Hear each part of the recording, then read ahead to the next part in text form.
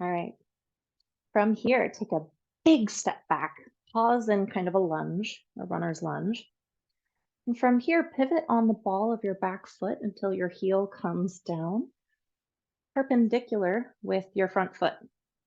So your front foot is middle-ish, pointing forward-ish, and your back foot is behind you, pointing out towards the side. So you might notice the opening of the hip behind you as your front knee comes to bend deeply, letting your whole shin be like a tall pillar above your ankle. And pressing into the pinky blade of that foot behind you. Imagine tearing the mat in half between your feet as you extend both arms long into a T. This is Warrior II. You can stay here and breathe, or maybe choose to flip the front palm. Lower your back arm as you reach up high overhead, reversing your warrior, maybe bending at the elbow to support and cradle the back of your head with your hand. Windmilling your arms, returning to Warrior II, I invite you to bring one elbow to the top of your bent knee, reaching your back arm overhead for side angle. You can stay here or continue to toggle that top hand, maybe until it becomes a long line from your back toes all the way through your reaching fingertips.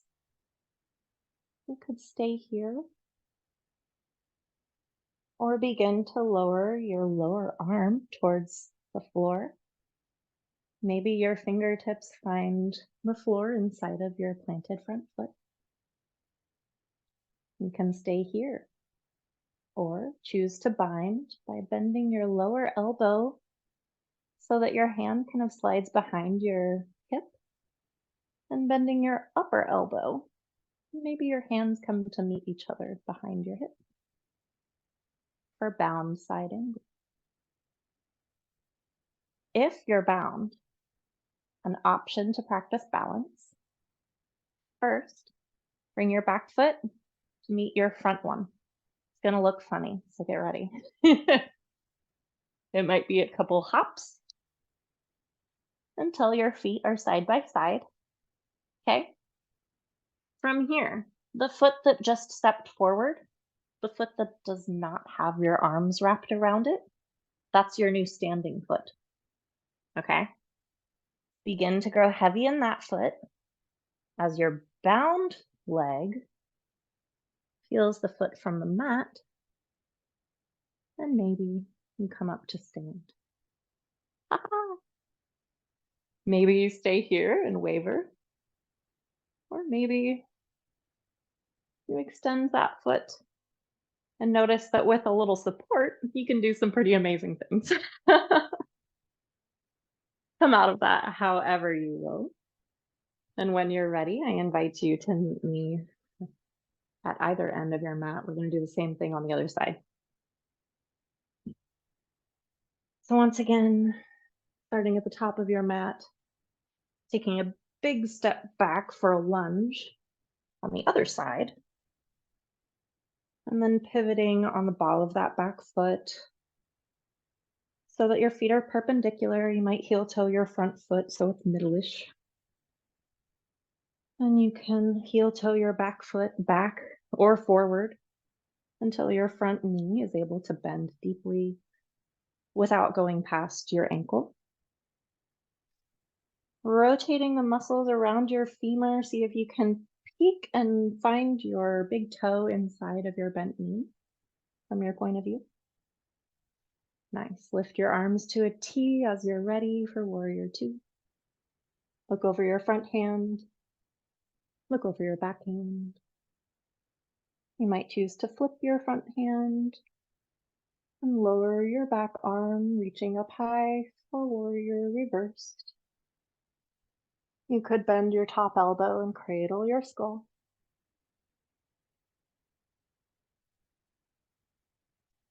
Reach outward, Warrior II. Front elbow might find the bent knee as you reach overhead for side angle. Keep breathing, keep reaching. Choose where to stay. You might stay here or reach with your lower hand towards the floor inside of your bent knee and the foot underneath it. Maybe your elbows bend and hands clasp behind your hip for bound side angle. Again, if you're bound, you have the option for balance.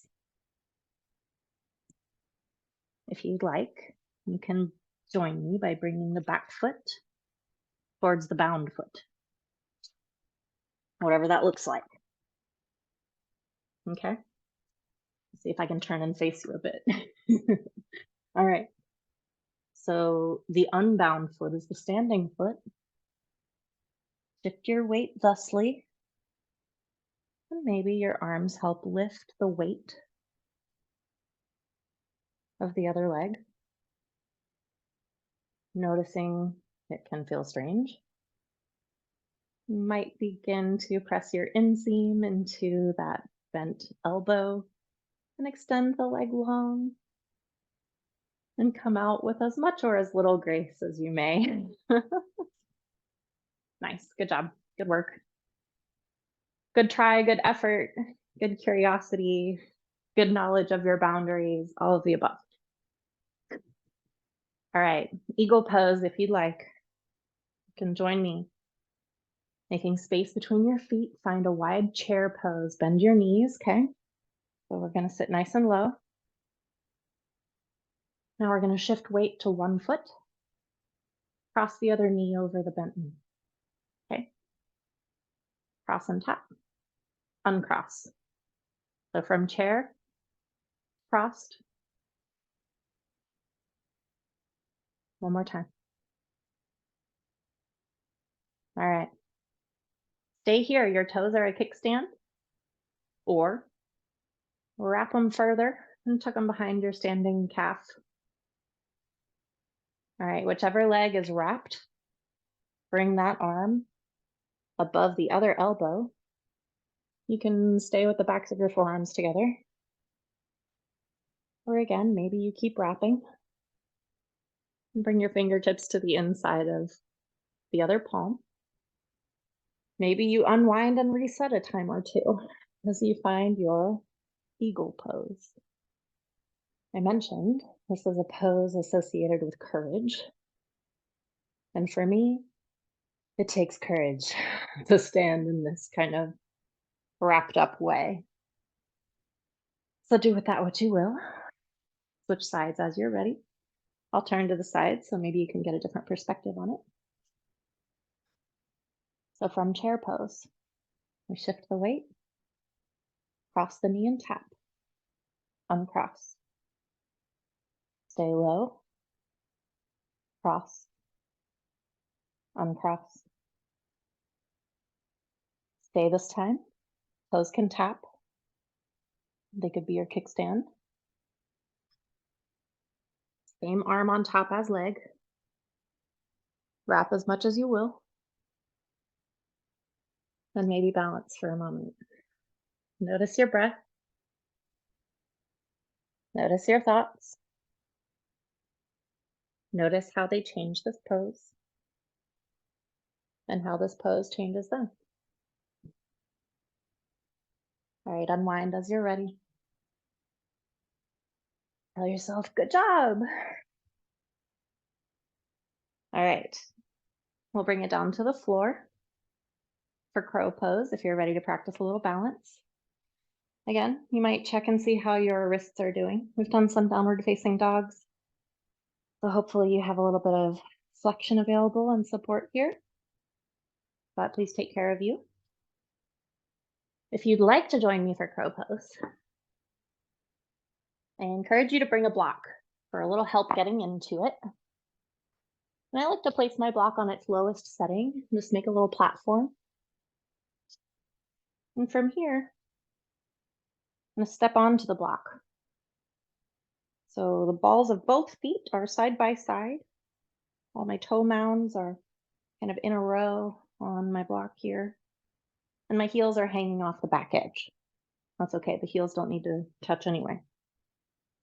So from here, kind of glue the ankles together and come up onto the toes as we kind of squat. And you can do this in whatever order.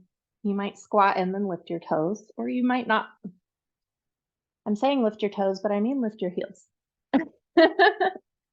You might squat and then lift your heels. You might find what works for you. So we're in a little squat here, a kind of toe balance on the block, right? And this is good. This is great work. If your wrists aren't ready for more today, stay right here. This is great work. You could choose to make space between your knees and really glue your heels and ankles together. You'll get a nice stretch in the feet.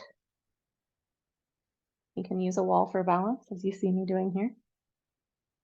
Or you could add a little extra challenge, maybe trying to bring your mudra into the works, maybe practicing your Garuda mudra, your eagle mudra, your gesture for courage, connecting your thumbprints and center, sending your fingers outward like wings. All right, stay here or join me for crow pose by placing both handprints on the mat in front of you. And you're going to do kind of a crunch with your abs, bringing your knees up wide around your shoulders. You're going to kind of round into a little ball. And as your hands meet the mat, your elbows make a little bit of a shelf with the backs of your arms, so your shins start to have a spot to lean into.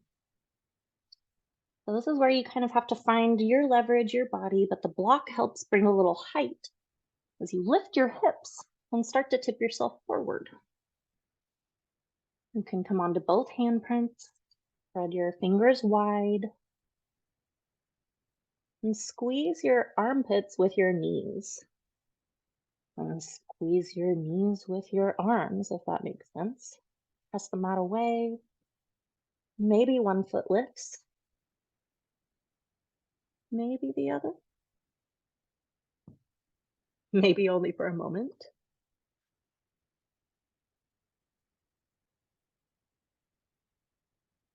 Find your breath. And come out whenever you're ready. Allow yourself to fall. Falling is allowed and permissible. All right, one last thing with the props before we lay down. If you have a blanket or quilt, please place it down for cushion. And you can place blocks, if you have them, on their lowest setting in a stack. A stack of books works great for this too. A bolster, a cushion from the couch, a pillow or two from the bed. Anything that you don't mind sitting on.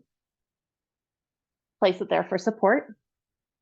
And then we'll kneel on that cushion we made with the blanket or towel and place our hips on that support. And actually, might make more sense to bring your blocks behind the blanket, depending on the shape you take. All right, take just a couple breaths here to notice. Just did some really strong work. You might notice if your breath is quick or if your thoughts are distracted, or if you're wondering how much time is left, whatever might be happening for you. From here, I invite you to make soft fists. Bring your elbows back in space until you can place your knuckles on your low back. And then we'll creep our knuckles down until we find the two hip points on the back of our pelvis, if that makes sense.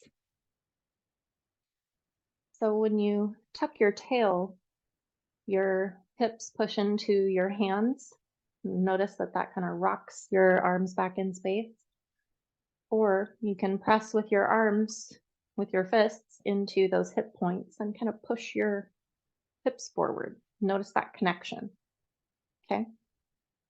All right, once you're there, squeeze your elbows together behind you. Draw your ribs together in front of you. So draw your abs in. Zip up your jacket, zip up your corset. Strong muscles around your whole spine as you begin to sit up tall. You can look straight in front of you and just squeeze those elbows together behind you. Rock your hips into your hands and your hands into your hips. And maybe lift your sternum and look up. This is a supportive camel pose. We're just coming into a posterior back extension, spinal extension. So keep that strong core zipped up as you look up. Keep squeezing your elbows together behind you as well as your ribs together down beneath your sternum. Maybe one hand floats to the floor near your foot, and maybe the other to meet it. You might allow your head to roll back onto your shoulders if it feels okay. Stay here and breathe. Enjoy the support.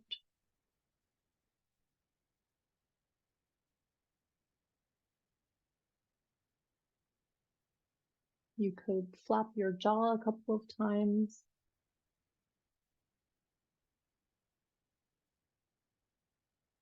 And as you're ready, again, zip up that jacket, that corset muscle. You bring your face forward and bring one set of knuckles to your low back.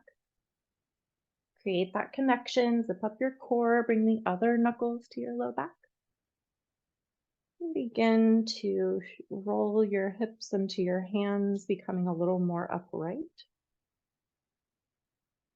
As you feel seated firmly upright, you can lower your hands. And just notice how you feel after that spinal extension and heart opener.